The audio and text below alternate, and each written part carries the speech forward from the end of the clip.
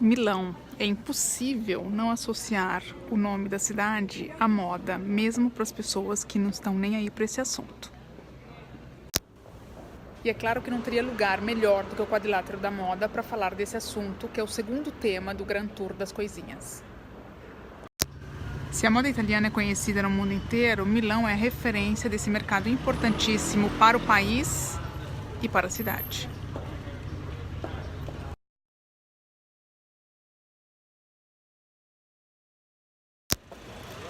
Mas Milão não foi sempre a cidade da moda aqui na Itália.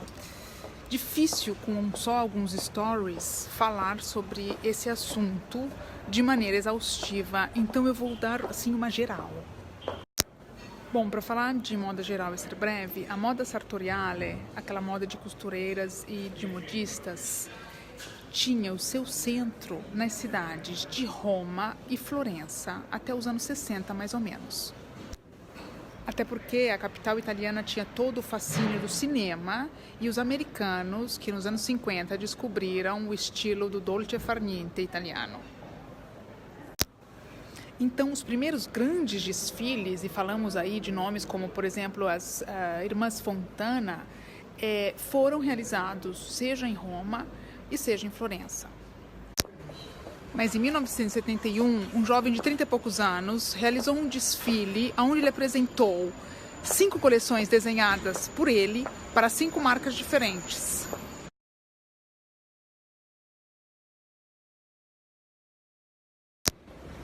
A grande novidade do desfile é que ele apresenta roupas artesanais feitas de maneira industrial, mas os protagonistas não são mais as indústrias têxteis que confeccionam essas roupas. Albini acaba inventando a figura do estilista.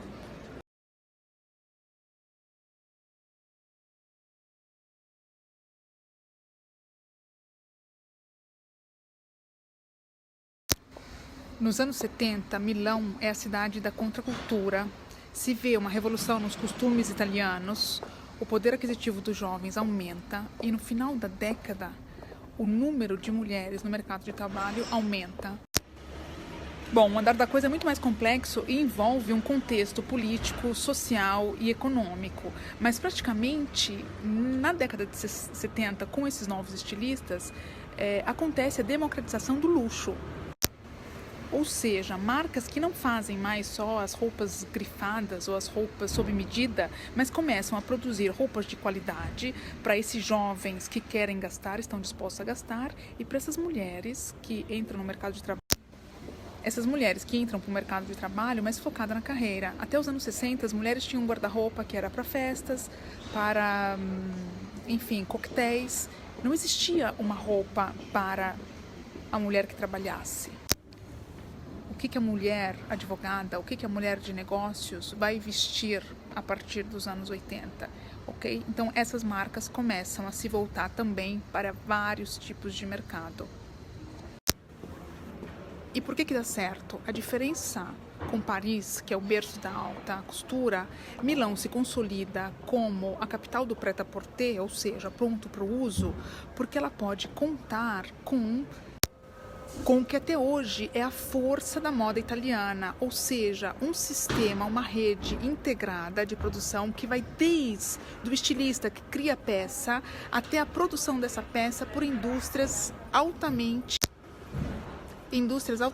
especializadas, ok? Então nós temos indústrias têxteis, bordados, a parte de sapatos, por exemplo, tá? E aí eu não estou falando só de Milão, eu estou falando da Lombardia, mas também regiões como o Vêneto, a Toscana, o Piemonte e outras que produzem uma série de produtos que são de extrema qualidade para essa conhecida moda italiana.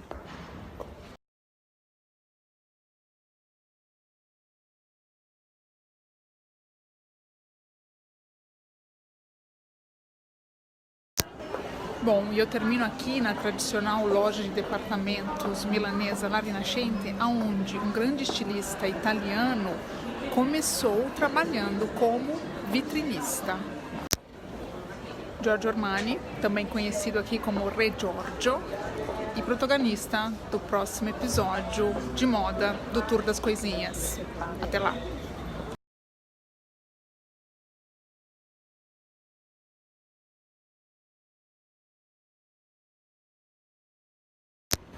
Olá! Bom, segundo episódio do Grand Tour das Coisinhas, dedicado ao tema moda. E deixei vocês no primeiro dizendo que esse ia ser exclusivamente dedicado a Giorgio Armani.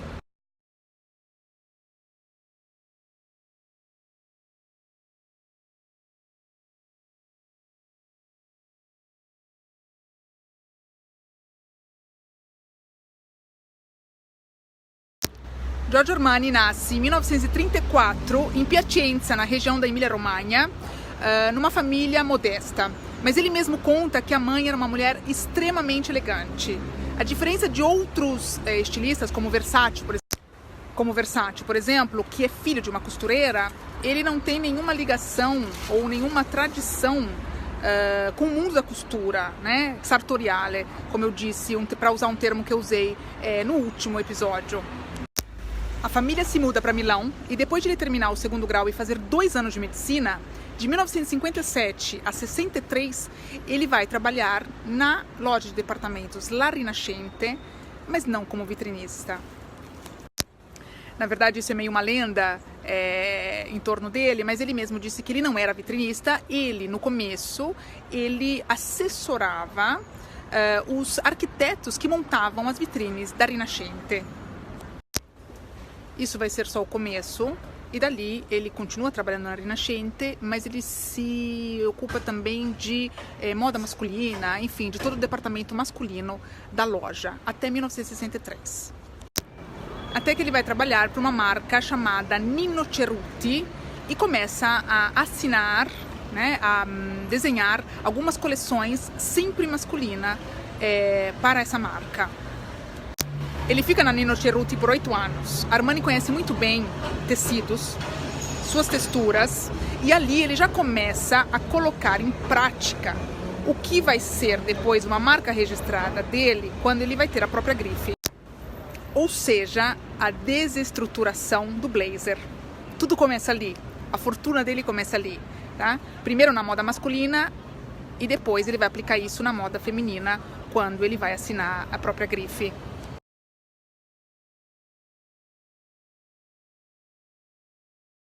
O que isso quer dizer? Que ele começa a mudar o botão de lugar, tira os forros, as ombreiras e começa a deixar o blazer um pouco mais com a forma do corpo e não tão estruturado. E daí vem a palavra desestruturação do blazer. Ele quer que as mulheres possam vestir paletós, blazers, como os homens, mas que elas permaneçam, continuem tendo uma forma feminina, a forma do corpo. Mesma coisa para os homens. Mas vai ser o encontro com Sergio Galeotti, que será um companheiro de vida e sócio dele, que vai se mostrar fundamental para a história de Armani. É Sergio que convence ele a largar o emprego e abrir e fundar a própria marca.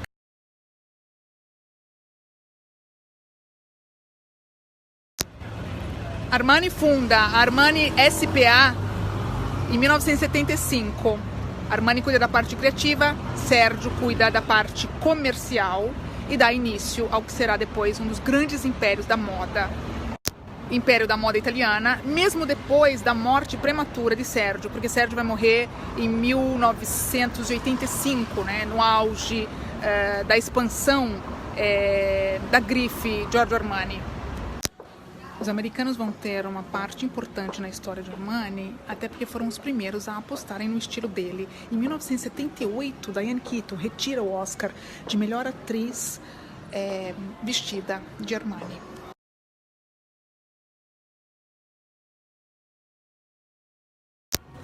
Em 1980, Armani veste Richard Gere no Gigolô americano. Quem se lembra da cena dele escolhendo as roupas para sair? Tudo Armani.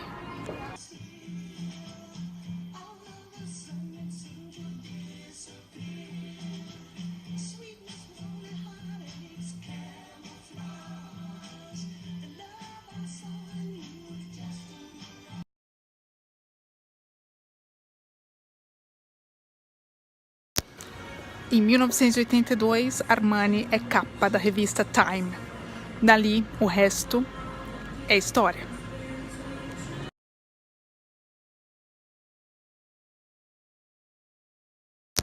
E é uma história que boa parte das pessoas da minha geração, as pessoas mais velhas, lembram. Mesmo a gente no Brasil que estava mais longe desse mundo da moda, né? Porque as redes sociais não existiam. O nome Armani é um nome muito forte, que todo mundo lembra. Armani é uma pessoa séria, muito rigorosa e até tímida. Tem quem o acuse de não ousar. Bom, eu vou confessar que eu adoro, né? Porque é um clássico. Eu sou uma pessoa que não poderia vestir um Versace, eu não poderia vestir um Gucci atual, né?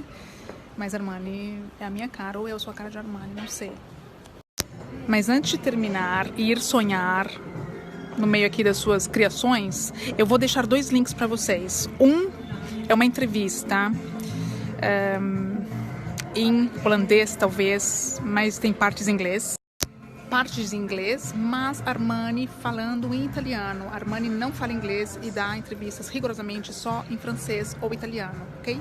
O segundo link é maravilhoso, um pequeno documentário de ninguém mais, ninguém menos que Martin Scorsese, que nos anos 90 fez esse documentário chamado Made in Milan. São 7 minutinhos, vale muito a pena vocês verem assistirem os dois. É só clicar no link. Bom, eu vou ficando por aqui. Impossível contar a história de um estilista assim tão importante em poucos stories, né?